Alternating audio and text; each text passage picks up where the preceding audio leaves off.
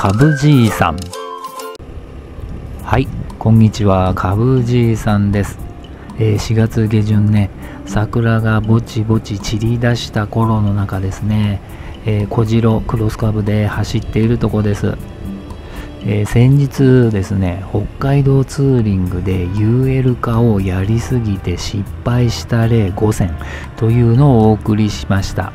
その動画まだ見てらっしゃらない方はぜひ見てください。リンクを貼っておきます。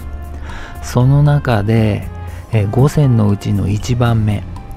テントをですね UL 化しすぎて失敗した、要は小さく軽くしすぎてですね、逆に使い勝手が悪くなってしまった例を紹介しました。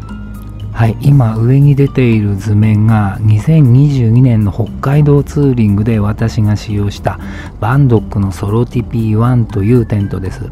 とってもいいテントで、一人で使うには広さ、それから大きさ軽さもね十分なんですけど、ツーリングに趣旨を置いている北海道ツーリングではここまで広く快適なテントはいらないなぁと考えました。それでですね、2023年の北海道ツーリングではこの下側の図面に出ているバンドックソロドーム1、これを持ってったんですね。ドーム型の自立式テントで、収納サイズがソロティピー1、三角の上のテントに比べて二回り小さくてね、軽くて本当にいいテントなんですよね。ただ長期のツーリングとなるとちょっと難点もあったということです。決して悪いテントだということではありませんので誤解のなきように。今日はですね、このテントを UL 化しすぎて失敗した、これをね次回に生かすために、次回持っていくべきねテントはどういうサイズ感がいいのかをね実際に公園で広げて検証してみよう、そういう日にしようと思ってます。で、私が他に持っている2つのテントを今日実際に持ってきましたんでね、張ってみようと思います。いつもねテントを張って遊んでいる河川敷の公園の方へね到着しました。はい、今日はね青空でね、風も爽やかで気持ちいいです。テント設営にはぴったりですね。かぶじいさん。はい、それでは早速ね、まず2022年の北海道ツーリングで持っていったバンドックのソロティピー1、ワンポール式の三角テントですね。これの方をまず設営してみます。このテントはね、底辺が真四角でワンポールなので設営がすごい簡単なんですよね。あっという間に設営することができます。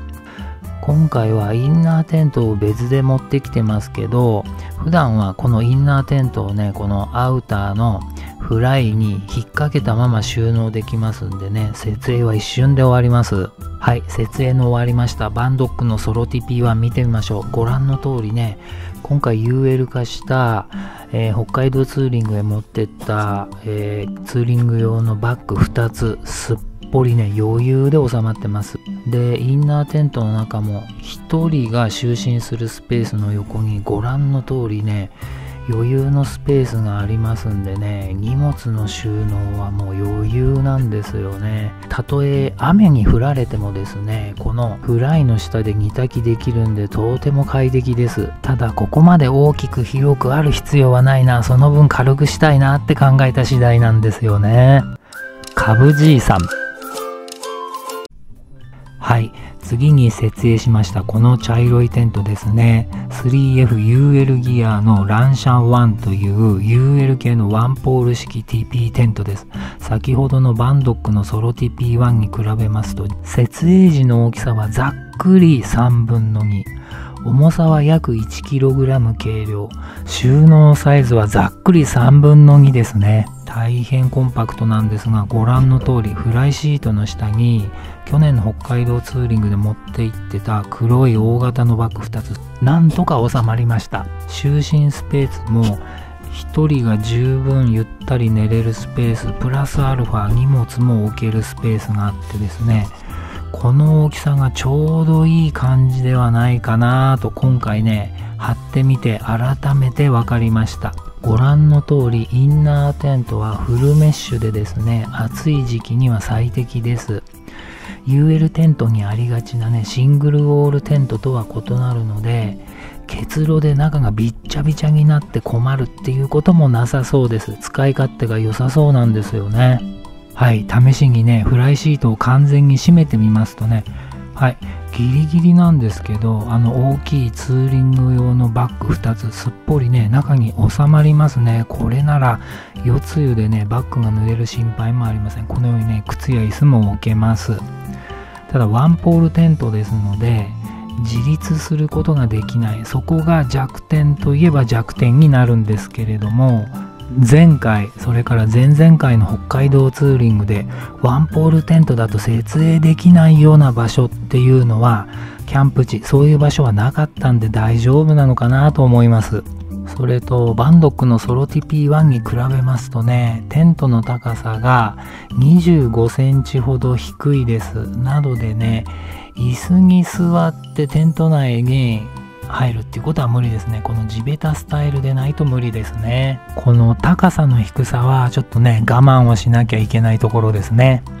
はい、ランシャン1をね、ざっくり見てきましたけど、なかなかいいんじゃないか、これならいけるんじゃないかなっていうね、感触を持った次第ですね。今回はもう一つ自立式のドームテント持ってきてますんで、そっちも見てみましょうね。カブじいさん。はい、こちらの緑のテント、これがね、もう一つのドーム型のテントですね。モンベルのルナドーム2型ということでね、2人用のテントになりますね。隣の、ランシャンと比べるとね、大きさが約倍ぐらいあります。ドーム型の自立式テントということで、設置場所を選ばず、ペグがなくてもいざとなれば設営できるのが強みですね。で、このようにね、前室スペースはそれほど広くないんですね。はい、この図はランシャン1とルナドーム2型の比較です。ルナドーム2型は2人用テントですので、インナーテントの幅が130センチとワイドで、1人で使う場合はこのワイドさを利用して荷物を余裕で置くことができるようになります。これだけ大きいとルナドーム2型は相当重いんじゃないかと思いがちですが、実は重量は 1790g と、バンドックのソロ TP1 よりも 500g ほど軽いんですね。その理由はテントの生地を少し薄めにして重量を軽くしてあるんですね。この図を見るとわかるんですが、フレームが特殊な A フレームの変形型になっています。インナーテントの4面の壁がほぼ垂直に立ち上がっていて、室内空間がとても広く感じます。スペース効率が高く、その割に重量は軽いとても考えられたテントになってます。ワンポール式の TP 型テントと比べると、その快適性は圧倒的な差があります。今のカブじいさんにとってこのテントはどうなのかと言いますと、率直に言ってこれほどの快適さを求めてない。むしろインナーテントスペースはもっと狭くていいから、前室スペースを広くして荷物をそこへ置けるようにしたい。煮炊きもそこでできるようにしてほしい。そして重量は 2kg 以下、収納サイズも小さいこと、すなわち2人用テントではなくて、やはり1人用テントを求めているんだっていうことがここで明らかになってきました。ここまで来ますと、視聴者の皆さんは一体カブじいさんは何を求めてるんだ、 UL 化になんでそんなにこだわるのかとかね、その辺ここへ至る経緯がなんかわからなくなってきてると思いますので、これに続くチャンネル紹介の映像の後に、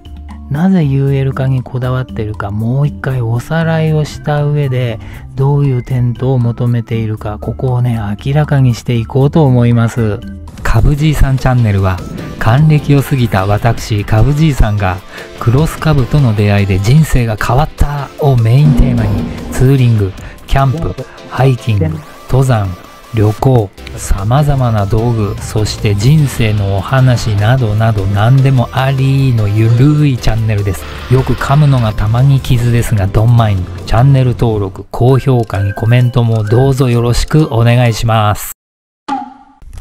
はい、お昼になりましたんでね、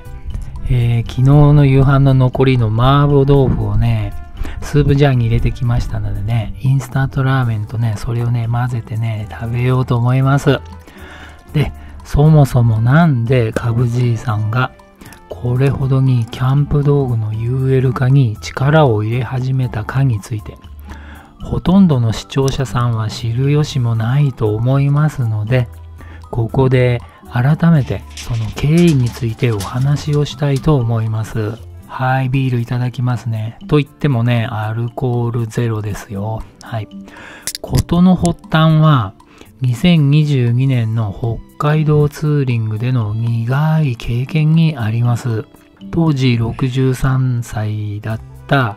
カブじいさんですね、約30年ぶりに北海道へのバイクツーリングに出かけました。もうルンルンですね。日程は10日間で、旅程の中日に1日だけ富良野の友人がやっているペンションに泊まる。それ以外は全てキャンプ場でテント泊という計画でした。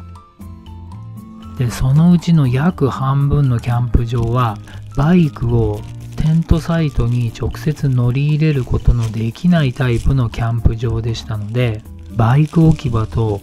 テントサイトの間を重たくてかさばるキャンプ道具をえっちらおっちらとね、運ぶ必要がありました。この時のキャンプ道具は5個のバッグに分散積載しておりまして、一度に全ての荷物を一人で運ぶことができなかったんですよね。なのでバイク置き場とテントサイトの間を2往復してね、荷物を運ぶ必要がありました。しかもそれがキャンプ場に到着してからと翌日キャンプ場を出発するたびにこれを繰り返すというね、荷物運びをねするためにツーリングに来てるみたいな、本当に老体にはね辛かったんですよね。せっかくの長期のキャンプツーリングを楽しみに北海道まで来ているのに、毎日重たい荷物を運ぶ労力とその時間が実に無駄で虚しいものに感じました。もっと手軽にキャンプツーリングを楽しみたいなぁと痛感した次第なんです。その時に次回の長期のキャンプツーリングでは、キャンプの道具をできるだけ軽く小さく、そして不要なものは断捨離して身軽にしよう。で、ツーリングバッグの数もできる限り集約して少なくして、できれば2個にまとめる。要は一度で荷物を運びきれる。それを目標としたんですね。私の北海道のツーリングはキャンプが主な目的ではなくて、日々北海道の様々な地域をツーリングで巡ることに重きを置いているので、キャンプ道具はできるだけシンプルで良いということが言えます。もしこれが逆に、例えばお気に入りのキャンプ場に連泊してキャンプ自体を満喫するスタイルでしたら、この考え方は180度変わると思います。ということで、キャンプ道具の UL 化に取り組み、2023年の北海道ツーリングでその効果を実体験したわけですね。その際にキャンプ道具の中でも3種の神器と言われ、重量や大きさともにね、全体へのインパクトがあると言えるテントについて、カブじいさんの考えが足らず、度過ぎた UL 化をしてしまって、テントが小さすぎることのデメリットに遭遇してしまったんですね。小さく軽いことは正義なのだとは言ってもね、テントが小さすぎて、キャンプ道具をテント内に収納できないという不都合に直面しました。結果的に